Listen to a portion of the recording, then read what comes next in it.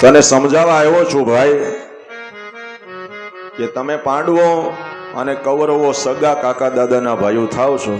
આ પાંડવો બધા દર દર ભટકે છે. જુગારમાં પાંડવો હારી ગયા. જો 5 ગામડા આપી દે ને પાંડવોને તો આ કલેશ મટી જાય. ત્યારે દુર્યોધન ક્રોધે ભરાણો ક્રોધાવેશમાં ઊભો થઈ જોર જોરથી બોલવા લાગ્યો, ભગવાનનું અપમાન કરવા લાગ્યો. દુર્યોધન ભગવાનને એમ કહે છે કે તમે 5 ગામડાની વાત કરો છો, પણ 5 ગામડા તો શું 100ની અણી જેટલી હું જગ્યા નહીં આપું.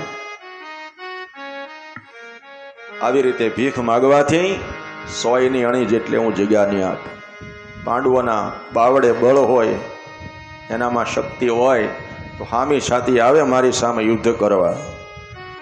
જો મને હરાવી દે તો ભલે હસ્તિનાપુર લઈ જતા.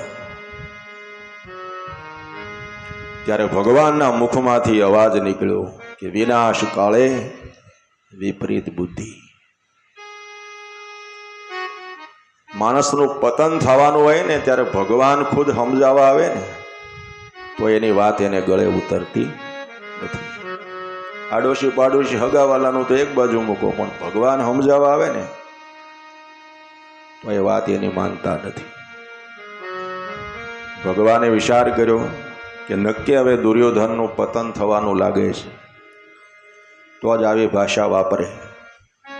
એટલે ભગવાને દારૂક સારથીને કહ્યું, રથ તૈયાર કરો, હવે આપણે અહીંથી નીકળી જઈએ. ભગવાન રથમાં બેઠા.